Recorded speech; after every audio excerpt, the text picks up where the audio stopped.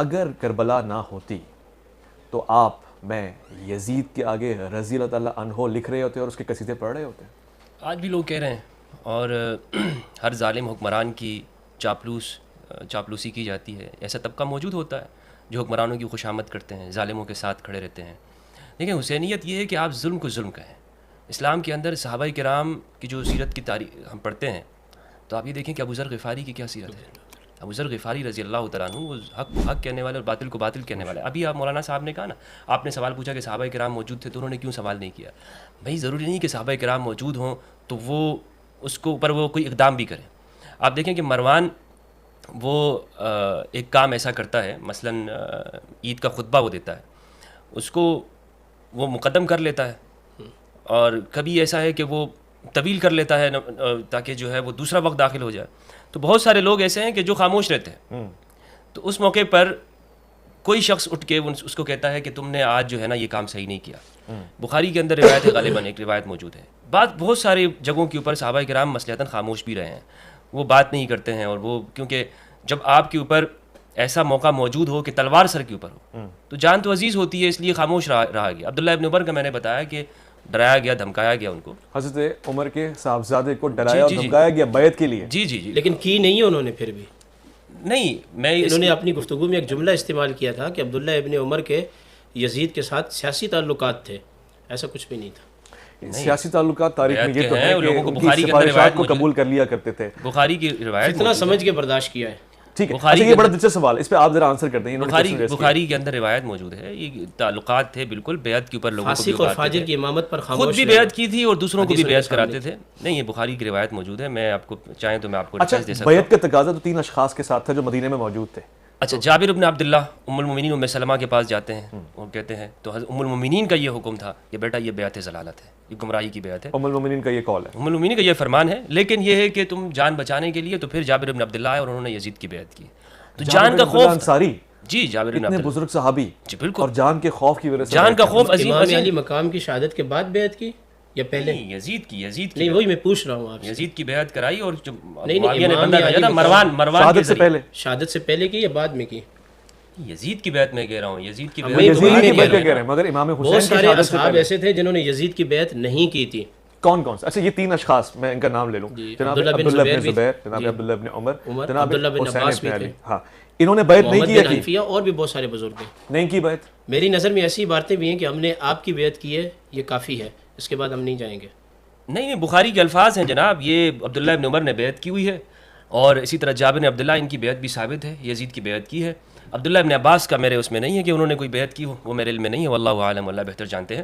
لیکن یہ بیعت جو میں بتا رہا ہوں نا، اس لیے نہیں کہ رضا سے ہوئی ہے، یہ مکرہ کی بیعت ہے. مگر ہوئی ہے، بیعت ہوئی ہے صرف زبردستی. امام حسین نے بیعت نہیں کی. امام حسین. اب میں آپ کو آپ نے جو سوال لیا نا اس کی طرف آتے ہیں. امام حسین علیہ السلام کو ہمارے ہاں لوگ اتنا اس طرح سادہ کر کے پیش کرتے ہیں جیسے ایسے آدمی ان کو سیاست کا کوئی علم نہ ہو. یعنی سیاست سے مراد یہ سیاست نہیں ہے، یہ جو شرارت ہمارے یہاں ہوتی ہے، سیاست سے مراد انتظامات، حقوق، انسانی حقوق کو پہنچانا. انبیاء کا طریقہ. تو امام حسین کو نے کچھ پتہ نہیں ہے واقعات کا، اور وہ جا رہے ہیں آگے اور راستے میں سے ان کو کوئی جو ہے نا وہ لے جاتا ہے اور شہید کر دیتا ہے، اور انہیں واقعات کا کچھ پتہ نہیں ہے. عبداللہ ابن عمر منع کریں، عبداللہ ابن عباس نہ جاؤ بھائی، نہ جاؤ آپ کے ساتھ، یہ ان کو سب پتہ ہے.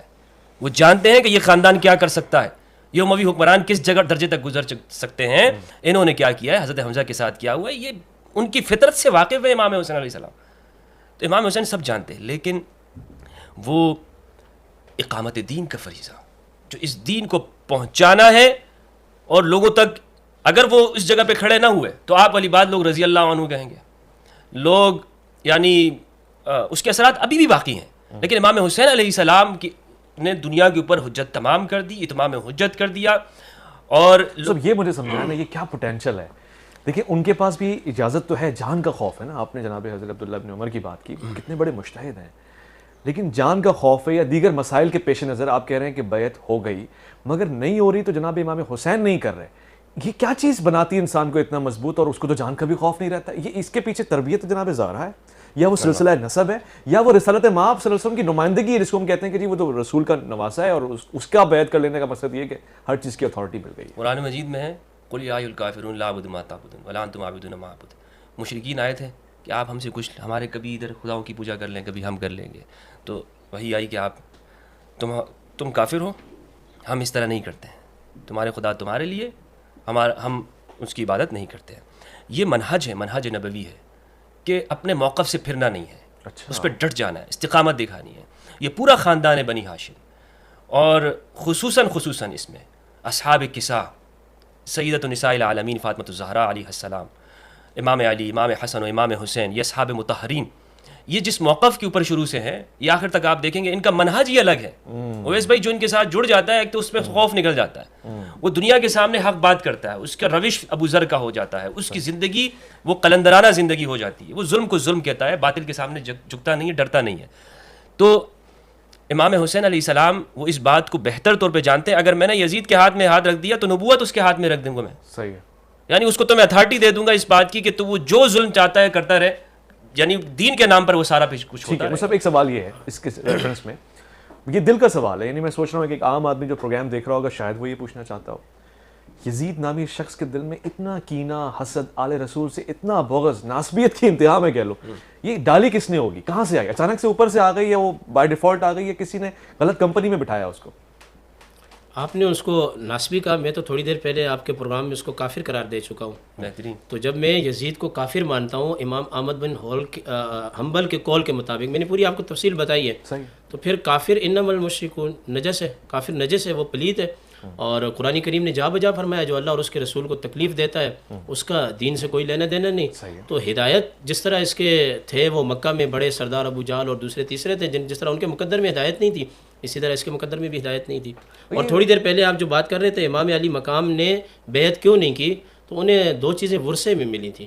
جب سرکار دو عالم صلی اللہ علیہ وسلم کا وصال ہونے لگا تھا تو بی بی پاک صاحبہ اپنے دونوں بچوں کو لے کے آئی تھی کہ انہیں کچھ عطا فرمائے. تو امام حسن کو سرداری اور سخاوت دی تھی, اور امام حسین رضی اللہ تعالیٰ عنہ کو جرت اور بہادری عطا فرمائی تھی. ہم یہ بات جان بوجھ کے کہہ رہے ہیں جبکہ ہم حدیث پڑھتے کہ نحن معاشر الانبیاء, انبیاء کی تو وراثت ہی کوئی نہیں ہوتی, تو ہم ورثے میں نہیں, یہ جو جرت اور بہادری ہے یہ مالی نہیں ہے. اچھا, یہ مالی اور روحانی الگ الگ معاملہ. جی آپ جو بات کر رہے تھے کہ یعنی کہ میں آپ کو یہ کہہ رہا ہوں کہ یزید کے ہاتھ میں ہاتھ جو نہیں دیا نا, اصل میں وہ جرت نبوی ہے جو نبی کریم علیہ السلام نے منتقل فرما دی. اور اگلی جو بات ہے کہ آپ کی قربانی جو ہوئی, تو بعض مفسرین کرام نے یہ بھی لکھا ہے کہ میں 2 ذبیحتین کا بیٹا ہوں, جناب عبداللہ اور حضرت اسماعیل ذبیح اللہ.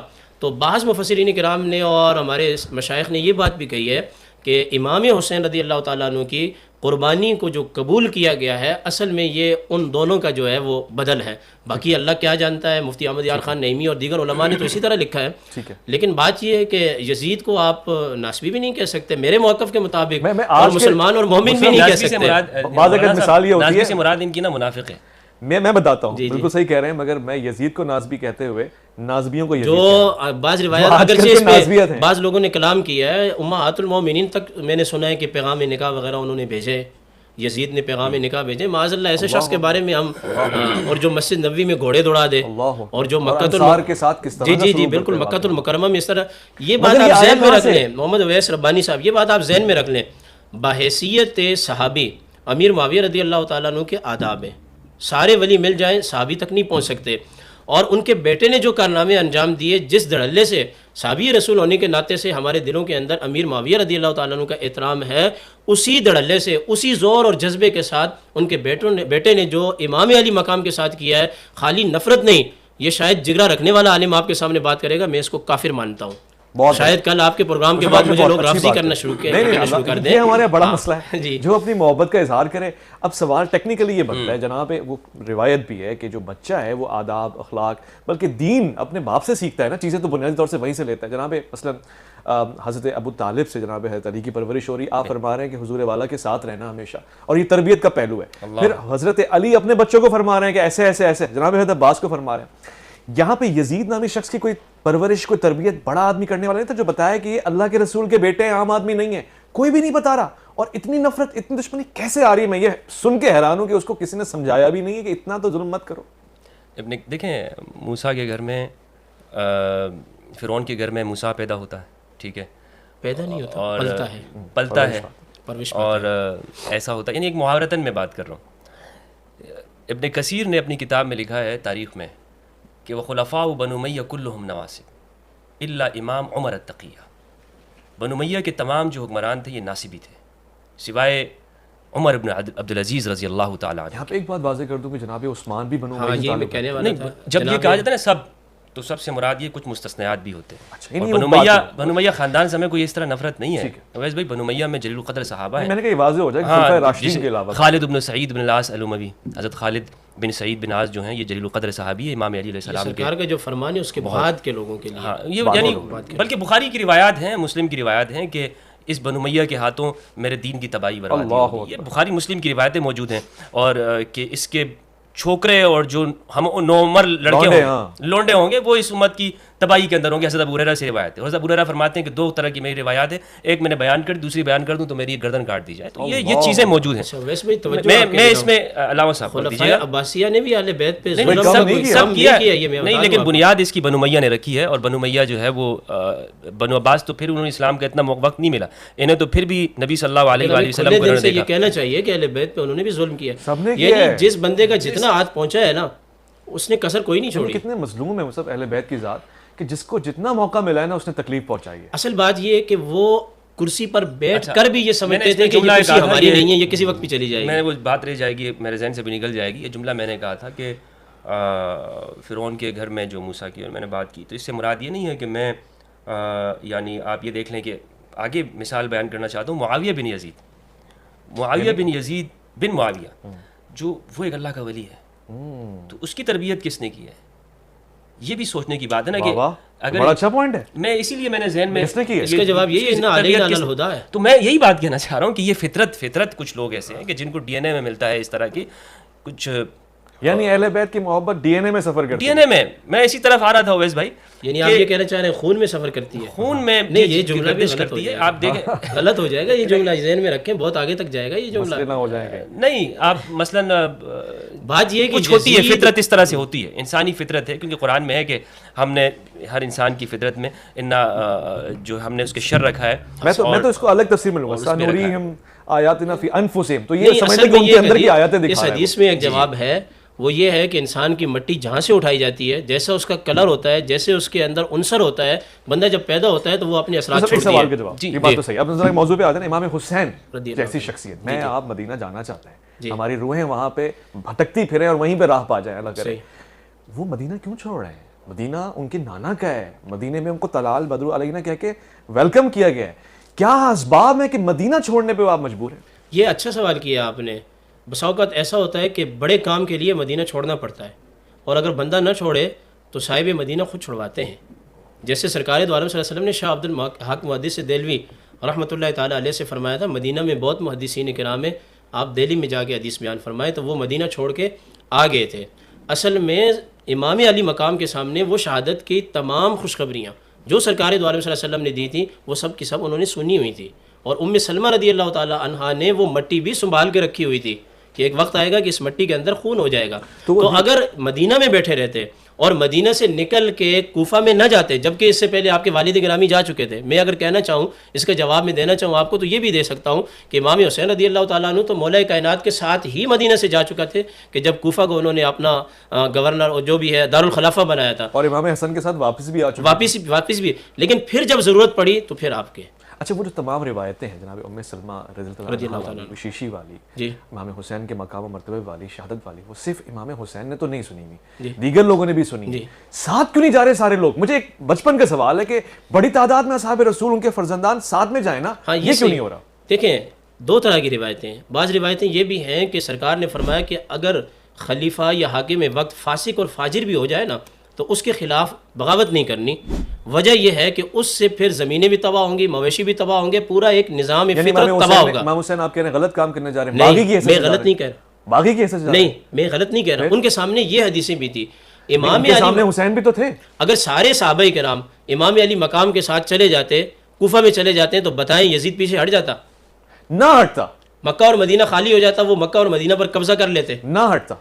مکہ اور اگر ابابیل نہ آتے تو کیا خانہ کعبہ بچ جاتا؟ تو میں یہی کہہ رہا ہوں کہ ان کے سامنے ایسے فتنوں والی روایات تھیں صحابہ کرام کے سامنے، انہوں نے رخصت پہ عمل کیا ہے. اب میرے پاس دو موقف ہیں. بیعت کا تقاضا، ایک فاسق فاجر کا حکمران ہونا جس کو ہم سب مان رہے ہیں، مگر سیدنا امام حسین آپ پہ ہمارا سلام ہو، آپ جا رہے ہیں تصادم کی طرف، یعنی ایک آپ آواز اٹھانے جا رہے ہیں. وہاں پر وہ کہہ رہے ہیں کہ دیگر لوگ بھی جن کے سامنے یہ رائے ہے کہ بھئی فساد نہ ہو، اختلاف نہ ہو، کھیت کھلیان خراب نہ ہو. تو دونوں میں سے صحیح کون ہے, غلط کون ہے؟ کیا وہ بغاوت کے اوپر انسائے جا رہے ہیں؟ دیکھیں خلافت اس وقت میں کس کے پاس تھی؟ یزید بن معاویہ کے پاس تھی. خلافت تو نہیں, ملوکیت کہہ لیں, وہ ایک ہی چیز ہے نا, حکمرانی کہہ لیں, خلافت نہیں ہے. نہیں حضور والا تخت, آج آپ پرائم منسٹر کہہ لیں, تخت کی بات ہے. چلیں آپ کی ملوکیت اس کے پاس تھی. تو امام حسین علیہ السلام صلح حسن کے اندر موجود تھے. یہ اس جگہ کو ہم نے سمجھنا, یہ ٹرننگ پوائنٹ ہے بہت زیادہ. صلح حسن ہوئی ہے معاویہ بن ابی سفیان کے ساتھ, اس میں شرائط ہیں, اس کی خلاف ورزی ہوئی ہے بعد میں, اور اس میں سے ایک یہ ہے کہ یزید بن معاویہ کو حکمران بنا دیا گیا. امام حسین علیہ السلام نے تو اس وقت بھی حضرت امام حسین نے معاویہ کو خط لکھ دیا تھا کہ تمہارے خلاف جہاد واجب ہو چکا ہے, اور یہ کیونکہ صلح کی شرائط کو توڑ دیا گئی ہے. یہ یزید کے والد کو خط لکھا. جی امام حسین اگر وہ اسی طرح برقرار رہتے تو صلح نہیں رہی نا, وہ صلح نہیں رہی, اس کی شرائط ختم کر دی گئی, توڑ دی گئی, اس میں سے پہلی جو شرط تھی وہ ختم ہو گئی. تو اس لیے امام حسین نے قیام تو ویسے بھی کرنا تھا, اس حکومت کے خلاف قیام کرنا تھا. تو وہ پھر معاویہ بن ابی سفیان ان کا انتقال ہو جاتا ہے, تو یزید وہاں پہ جب آ جاتے تو امام حسین نے اس کے خلاف خروج قیام کیا, کیونکہ اس حکومت کی شرعی حیثیت ختم ہو چکی تھی. اس حکومت کی شرعی حیثیت ختم ہو چکی تھی, کیونکہ شرعی حیثیت اس کی ختم ہوتی ہے جس کی بنتی ہو. میں کہہ رہا ہوں اس کی بنی کیسے تھی شرعی حیثیت؟ نہیں, مراد یہ ہے کہ دیکھیں صلح حسن کے نتیجے میں, تو وہ صلح کے نتیجے میں چلے اہل سنت کسی درجے میں ہم یہ تو مان لیتے ہیں نا کہ ملوکیت کا آغاز ہوا, خلافت کا ایک اختتام ہوا, ملوکیت کا آغاز ہوا, اور وہاں پہ ہم یعنی وہ رویہ نہیں رکھتے ہیں کہ جو یزید کے بارے میں اہل سنت کا ہے. یہ ہمارا ایک موقف ہے.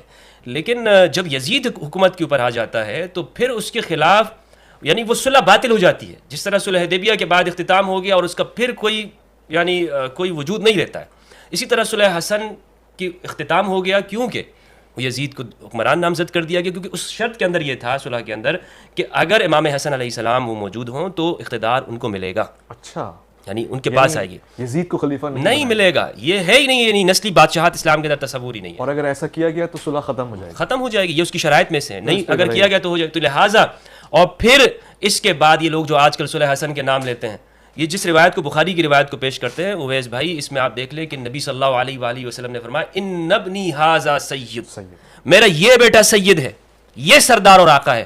اور ان لوگوں نے کس کو سید اور آقا بنا دیا. یعنی سید اور آقا, سید کا یہ لفظ استعمال کرنا میں سمجھتا ہوں غیر کے لیے ناجائز ہے. اچھا, کیونکہ نبی صلی اللہ علیہ وآلہ وسلم نے فرمایا سیدنا الحسن, سیدنا الحسین, سیدہ شباب اہل الجنہ, سیدۃ نساء اہل الجنہ, سیدۃ نساء العالمین. یہ سید سیدہ یہ ان اصحاب قدسیہ کے ساتھ لگیں گے. آپ کہہ رہے ہیں کہ سید غیر کے ساتھ نہیں لگیں, خاندان رسالت کے آگے لگے گا. بالکل, یہ سید غیر کے لیے احتراماً بھی سید کہنا صحیح نہیں. سیدنا یہ مناسب ہے ہی نہیں ہے.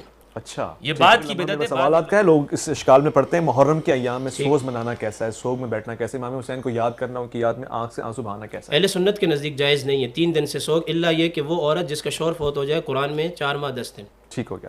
آپ بھی اس پہ جواب دیتے کہ ان کی یاد میں رونا, گڑ گڑانا, مجالس کا اہتمام کرنا کیسا ہے؟ دیکھیں یہ جو انہوں نے عورت کا مثال دی ہے, یہ عورت کی رحم کی صفائی کے لیے ہوتا ہے, اس کے مینسز کے معلوم کہ اس کے پیٹ کے اندر کوئی بچہ تو نہیں ہے, اس لیے ہوتا ہے کہ وہ اس لیے نہیں ہوتا کہ وہ سوگ کرے نہ کرے. نبی صلی اللہ علیہ وآلہ وسلم خود سیدہ فاطمہ الزہرا سلام اللہ علیہ مستدرک للحاکم کی حدیث ہے کہ ہر جمعہ کو اپنے چچا حضرت حمزہ علیہ السلام کی قبر پہ جا کر وہاں رویا کرتی تھی اور وہاں اس کے اوپر نماز پڑھا کرتی تھی, وہاں قبر کے پاس نماز پڑھا کرتی تھی. اور رسول اللہ صلی اللہ علیہ وآلہ وسلم, مسلم کے اندر روایت ہے کہ نبی صلی اللہ علیہ وآلہ وسلم ابو ہریرہ فرماتے ہیں کہ اپنی والدہ کی قبر کے اوپر حاضر ہوئے, وہاں حاضری دی اور خود بھی روئے, اور وہ اب کا من حولہ, اپنے ارد گرد سب کو رلایا. تو خبر پہ, اور بلکہ عام الحزن, پورے سال کا حزن غم ہے, سیرت کے بچہ جانتا ہے. تو یہ ناسبیوں کی بات ہے کہ بھائی آپ نہیں رو سکتے, اور آج نہیں رو سکتے, اہل البیت کے اوپر نہیں رو سکتے, رو سکتے ہیں. اس سوال کے جواب بھی مجھے دے دیں. آخر میں رسالت مآب صلی اللہ علیہ وسلم کا ذکر ہو رہا ہے, آپ کی آل کا ذکر ہو رہا ہے, آپ کے اصحاب کا ذکر ہو رہا ہے. اہل بیت اور ان سے جڑی ہوئی روایات, خاص طور سے کربلا کے موقع کے اوپر, ان روایات کے پیش نظر کسی بھی طرح سے ان کے دشمنوں کے اوپر لان تان کرنا, بیزاری اختیار کرنا, قاتلین امام حسین پہ لان کرنا اجازت ہے؟ بالکل کیا جا سکتا ہے. بالکل, لعنت اللہ علی الکاذبین. میں تو یزید کو کافر قرار دیتا ہوں. نہیں, ان کے قاتلین کے اوپر لان تان, قاتلین بھی میرے نزدیک قرآن کی روح سے کافر ہیں, انہوں نے اللہ اور اس کے رسول کو تکلیف دی ہے, لان تان کیا جا سکتا ہے. ٹھیک ہے, یہ اہل سنت کا موقف ہے. نہیں, اہل سنت کا نہیں, یہ میں اپنا ذاتی موقف تھا. اہل سنت کا کیا موقف ہے سوال ہے؟ اہل سنت کا یہ ہے کہ آپ روایات کو دیکھیں گے, کیونکہ ابن کثیر نے یہ بات لکھی ہے, واقعہ کربلا کے 200 سال بعد کربلا کے واقعے کو کوٹ کیا گیا, اس میں ہمیں روایات کو دیکھنا پڑے گا. آپ کوئی روایت ہمیں دکھائیں گے تو پھر ہم اپنا موقف پھر اس کے اوپر لان تان کی جائے. ویسے جو جنہوں نے آپ کو معلوم ہے بڑے تو میں نے کہہ دیا, میں ان کو کافر مانتا ہوں. یزید کو مثلا یزید کافر ہے, میرے امام احمد بن حنبل کا قول ہے, قابل لان ہے.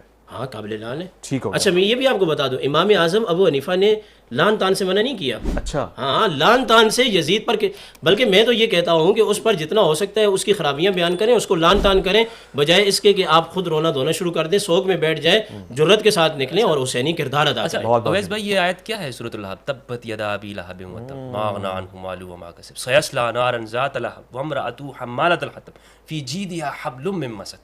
قرآن لان تان ہے, یہ یعنی لان تان استغفر اللہ, یعنی یہ اس کے اوپر ایک تبرہ ہو رہا ہے, برے کو برا برات کا اظہار ہو رہا ہے. گستاخی رسول پر تو یعنی کفر کا ہے, لیکن رسول کے علاوہ اگر مقدسات کی کوئی گستاخی کرتا ہے تو اس بات کو دیکھنا پڑے گا. سورہ لہب کو اس پر ہم فٹ نہیں کر ایک سوال اب جاتے جاتے آگے ذہن میں اور ختم کر رہا ہوں اس بات پہ. کب ختم کریں گے؟ میں بالکل ابھی کے ابھی آپ کا جواب آئے گا اور ختم ہو جائے گا. گستاخی رسول, گستاخی رسول کی سزا تو بہت سخت ہے. بدترین کافر ہماری نظر میں وہی جو گستاخ رسول ہے. جی جی. کیا قتل امام حسین گستاخی رسول نہیں ہے؟ کفر ہے, کفر اعظم ہے, شدید کفر ہے. آج بھی جو جناب امام حسین سے نفرت, بیزاری یا کسی بھی طرح سے کوئی بغض اور کینہ چھوڑتا ہے, ایمان سے خالی, خارج ہو جائے گا.